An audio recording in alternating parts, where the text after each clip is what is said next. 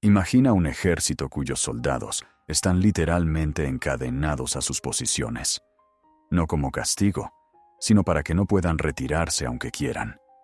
Imagina elefantes de guerra sacudiendo la tierra bajo los cascos de miles de jinetes. Imagina 4 días de derramamiento de sangre continuo, tras los cuales el tintineo de las armas en la noche resonaba como el de múltiples yunques, y ninguno de los comandantes podía ya dirigir a sus tropas. Sencillamente no había comunicación. Esto no es la Edad Media. Es el año 636, y en esos 4 días, junto a un lugar llamado Kadisía, se decidió el destino de uno de los imperios más grandes del mundo antiguo. El estado sasánida, que había gobernado Persia durante 4 siglos, recibió un golpe mortal del que ya no se recuperaría, y el mundo quedó dividido en un antes y un después. Si te atrapan las historias sobre los grandes puntos de inflexión, sobre esas batallas que destruyeron imperios y dieron a luz nuevas civilizaciones, suscríbete al canal ahora mismo y escribe en los comentarios. ¿Habías oído hablar de la batalla de Kadisía? Es uno de esos combates cuyo nombre conoce cualquier habitante culto de Oriente Medio, pero que es casi desconocido en el resto del mundo. Precisamente estas historias se cuentan aquí. Para entender por qué Kadisía fue posible y por qué tuvo consecuencias tan catastróficas para Persia, hay que empezar por el principio, por el estado en que se encontraba el imperio sasánida a mediados del siglo VII. Era una de las 2 superpotencias del mundo de entonces, junto con Bizancio. Durante 4 siglos, los Shahanshah persas habían gobernado un inmenso territorio, desde Mesopotamia hasta Asia Central, desde el Cáucaso hasta el Golfo Pérsico. Su ejército era profesional, bien armado, con elefantes de guerra y pesada caballería acorazada, los catafractos, que sembraban el terror entre los enemigos por toda Eurasia. Su capital, Ctesifonte, era una de las ciudades más ricas del mundo. Pero para los años 30 del siglo VII, ese poder estaba minado por dentro. Décadas de guerra contra Bizancio habían agotado el tesoro y el ejército. El caos político. En pocos años, el trono había cambiado de manos más de una decena de veces. Había destruido las instituciones del Estado. El señor de facto de la situación en Ctesifonte era el Spahbed Rustam Farrokhzad, un talentoso general que gobernaba el país con el joven rey Yazdegerd III, todavía menor de edad. Sobre sus hombros recayó la tarea de detener la invasión árabe, y la invasión ya había comenzado. En el año 633, los ejércitos musulmanes entraron en Mesopotamia. En 2 años, infligieron a los persas varias derrotas serias, en el cruce del Éufrates, en Ulais, en Buwaib. Hubo también una derrota árabe, a finales del año 634, en la llamada Batalla del Puente. Pero eso no detuvo la conquista. El califa Umar tomó personalmente las riendas de la organización de una nueva campaña, reunió fuerzas frescas, nombró comandante a Sa'd ibn Abi Waqqas, uno de los primeros y más cercanos compañeros del profeta Mahoma, un hombre que ya había demostrado su valía en batallas durante la vida del profeta. En primavera, el nuevo ejército se concentró en Sharaf y se unió a las tropas ya en campaña. 30.000 guerreros estaban listos para el golpe decisivo. Rustam comprendió. Esto ya no era una incursión, era algo serio. Reunió milicias de todas las regiones de Irán, según estimaciones, unos 40.000 hombres, más 30 o 33 elefantes de combate. No era solo un gran ejército, era todo el potencial militar del estado sasánida, puesto en un solo platillo de la balanza. Rustam avanzó al encuentro y acampó junto a Kadisía. Y fue entonces cuando ocurrió algo inesperado. Los 2 ejércitos se miraron frente a frente durante 2 a 4 meses, según la fuente, sin iniciar el combate. Rustam intentó negociar. Recibía a los enviados árabes, mantenía conversaciones, esperaba una solución pacífica. Los emisarios árabes eran elocuentes e inflexibles. Ofrecían 3 opciones: abrazar el Islam, pagar tributo o combatir. Rustam elegía las negociaciones una y otra vez, hasta que quedó claro que no llevaban a ningún lado. Cuando las negociaciones se estancaron, surgió una cuestión práctica. ¿Quién cruzaría primero el canal Atik, que separaba a los dos ejércitos? Los emisarios musulmanes insistían en que fueran los persas quienes cruzaran a la orilla occidental, donde estaban los árabes. Rustam aceptó. Un detalle de crucial importancia. Se negó a usar el puente que controlaban los musulmanes para no depender de la voluntad del enemigo, y ordenó construir en una noche su propio dique de tierra, cañas y sillas de montar. Los persas cruzaron.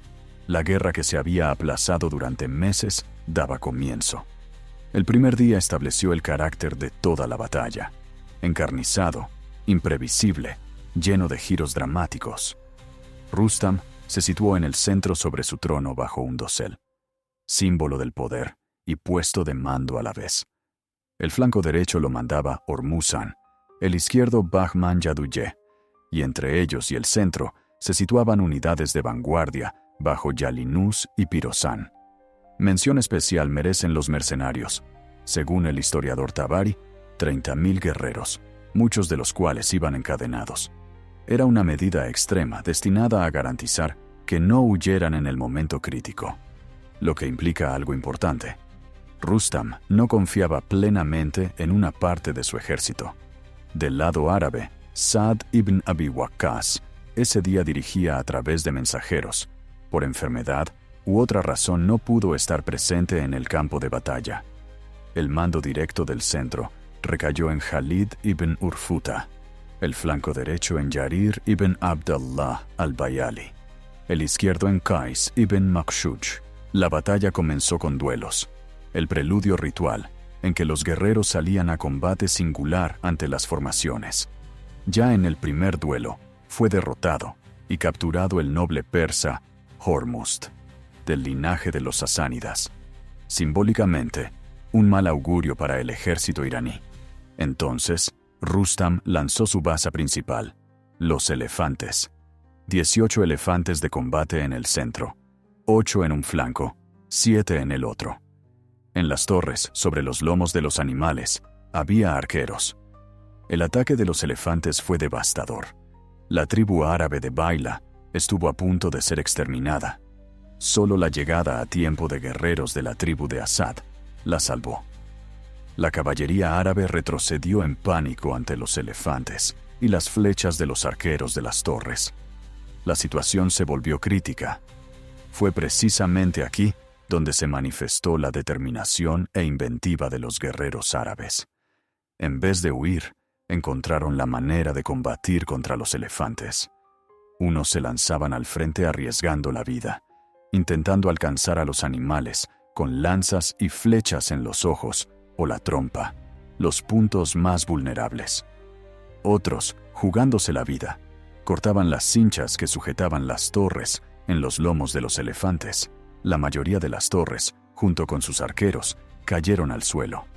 Especialmente destacados fueron los guerreros de la tribu de Tamim, que soportaron el peso principal de ese peligroso trabajo. Los árabes sufrieron bajas cuantiosas, pero rechazaron el ataque de los elefantes.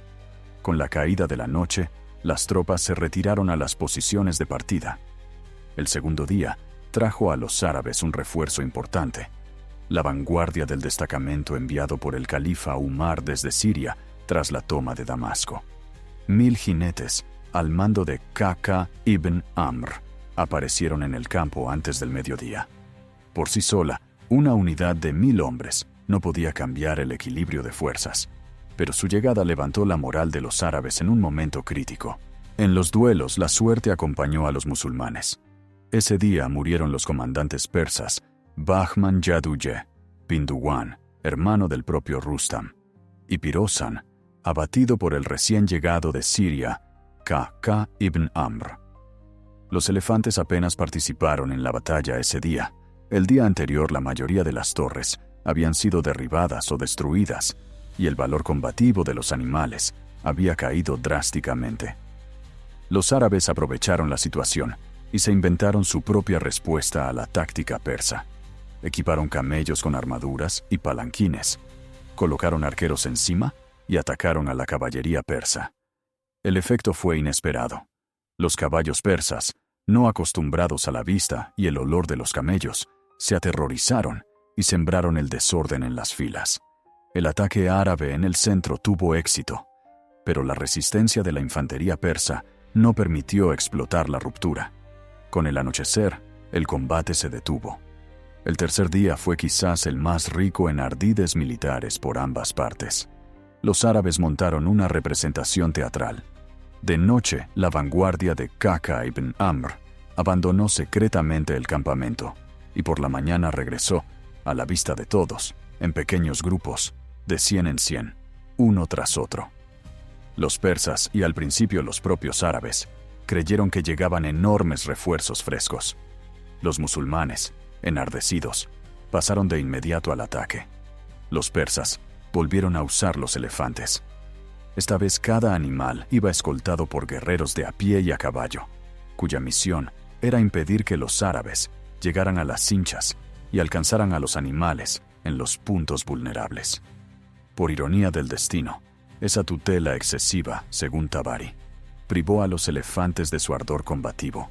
Se volvieron mansos y lentos. Aún así, los árabes lograron herir los ojos y la trompa de los dos elefantes principales, que enloquecidos de dolor, se volvieron y arrastraron consigo a los demás, destrozando las propias filas persas. Los camellos arqueros árabes ese día también sufrieron bajas serias. Muchos animales fueron heridos o muertos. Al atardecer, ambos bandos recibieron refuerzos. Los persas, desde Ctesifonte, los árabes, otros 700 guerreros del destacamento sirio al mando de Hashim, que se acercaban al campo de batalla en grupos de 70 hombres, estirándose deliberadamente para dar la impresión de un flujo interminable de tropas. Se libró un combate encarnizado. Al caer la tarde, degeneró en una refriega general cuerpo a cuerpo, donde ya nadie dirigía a sus hombres, ni Rustam ni Sad. De noche, el combate no cesó. Un participante en la batalla relató después: el tintineo de las armas resonaba como el de múltiples yunques, y en esa oscuridad, en ese caos, los hombres mataban y morían ya solo por instinto, sin órdenes y sin estrategia. Rustam comprendió que había que cambiar de táctica. A última hora de la tarde, reorganizó el ejército. En vez de columnas de ataque, 13 líneas defensivas continuas una tras otra, con los flancos curvados hacia adentro. Sad respondió: 3 líneas, caballería al frente, luego infantería con espadas y lanzas, detrás arqueros. El cuarto día comenzó como continuación del tercero. Los agotados ejércitos combatían, apurando sus últimas fuerzas, y el resultado seguía siendo incierto durante mucho tiempo. Ninguno de los bandos tenía ventaja decisiva. Los árabes atacaban el centro del ejército persa, una y otra vez, sin éxito. Y entonces, la naturaleza intervino en el curso de la historia. Cuando el sol subió más alto, desde el oeste llegó un viento huracanado. Traía nubes de arena negra y polvo directamente a la cara del ejército iraní. No era una suave brisa, era una tormenta. El viento arrancó el dosel sobre el trono de Rustam y lo lanzó al canal Atik. Las filas persas se desorganizaron. Los hombres se cubrían el rostro, perdían la orientación, rompían la formación. Los árabes interpretaron la tormenta como una señal de Alá y se lanzaron al frente con redoblada furia. Esta vez la ruptura se logró. Uno de los destacamentos árabes se abrió paso hasta el puesto de mando del general persa. Rustam Farrokhzad murió en combate. La muerte del caudillo, ese día lo decidió todo. El ejército persa, ya extenuado por 4 días de batallas ininterrumpidas, quedó sacudido hasta los cimientos. Yalinus intentó tomar el mando, ordenó a las tropas cruzar de vuelta el Atik.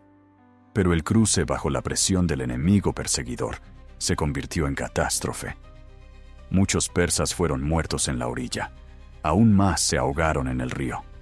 Los mercenarios que iban encadenados y no podían huir fueron exterminados hasta el último. Varios miles de guerreros persas, al mando de 7 u 8 comandantes, entre ellos Hormuzan, permanecieron en el campo de batalla. No huyeron. Según las fuentes, se quedaron para morir con honor. Un destacamento árabe de 10.000 hombres los atacó. La mitad de los que se quedaron fue muerta. Los demás finalmente se retiraron. Yalinus fue alcanzado en el camino a Nayaf y muerto. Las bajas en ese último día fueron espantosas en ambos bandos. 6.000 árabes y 10.000 persas, sin contar los ahogados en el canal. Y el famoso estandarte de los sasánidas, el Derafshkaviani, confeccionado con pieles de leopardo, adornado con piedras preciosas, símbolo sagrado de la estatalidad iraní, valorado según algunas estimaciones en 1.200.000 dracmas, fue capturado por los árabes. Difícilmente podría haberse imaginado un trofeo más simbólico. El balance de 4 días fue inequívoco. El mayor ejército persa había dejado de existir. Los árabes perdieron hasta 1/3 de su propio ejército. Eran pérdidas enormes, pero habían vencido, plena y definitivamente. El camino hacia Ctesifonte, la capital del imperio sasánida, estaba abierto. En los años siguientes, los ejércitos árabes completaron la conquista de Irán. Yazdegerd III huyó hacia el este, buscando ayuda entre los gobernantes de Asia Central, y fue muerto en el año 651, según algunos relatos, por un simple molinero que lo robó mientras dormía. El estado sasánida, que había gobernado durante 4 siglos, dejó de existir. Irán se convirtió en parte del califato islámico. La lengua persa, la religión zoroástrica, la antigua cultura, todo siguió viviendo, transformándose e interactuando con la nueva realidad. Pero el mapa político fue redibujado para siempre. La batalla de Qadisiyah no es solo una historia militar. Es la historia de cómo se derrumban los estados que parecían eternos, de cómo el agotamiento interior hace vulnerable a un ejército incluso cuando supera al enemigo en número, de cómo la voluntad, la fe y la flexibilidad táctica pueden compensar la escasez de recursos, y de cómo 4 días de polvo, sangre y viento cambian el destino de los pueblos durante siglos. Rustam Farrokhzad fue, al parecer, el general más capaz que Persia podía poner en pie en aquel momento. No era un cobarde ni un necio.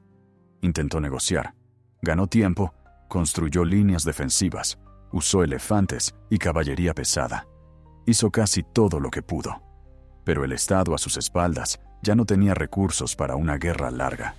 Y cuando en el 4.º día el viento huracanado arrancó el dosel sobre su trono, no fue solo un capricho de la naturaleza. Fue la exposición del vacío, que ya hacía tiempo se abría en el interior del imperio sasánida. El campo de batalla de Qadisiyah se encuentra hoy en Irak, cerca de la ciudad de Al-Hila. El canal Atik lleva mucho tiempo seco, pero la memoria de esos 4 días vive, tanto en la tradición histórica árabe como en la iraní, donde Rustam Farrokhzad sigue siendo una figura de heroísmo trágico, un hombre que sostenía sobre sus hombros un mundo ya derrumbado. Si este relato te ha atrapado, suscríbete al canal ahora mismo y no te pierdas los próximos episodios. Aquí cada historia es un intento de entender cómo nacen y mueren las grandes potencias. Cómo 4 días de batalla pueden destruir lo que se construyó durante siglos, y cómo los hombres, en el momento crítico, encuentran dentro de sí la fuerza para combatir contra elefantes con las manos desnudas. La batalla de Qadisiyah es una de esas historias. Escribe en los comentarios, ¿qué es lo que más te ha impresionado? ¿Los soldados encadenados a sus posiciones? ¿El viento huracanado que cambió el resultado del 4.º día? ¿O el destino de Rustam, un hombre que hizo todo lo posible y aún así perdió? Cada comentario tuyo es una señal de que estas historias son necesarias, y eso significa que habrá más. Hasta el próximo episodio.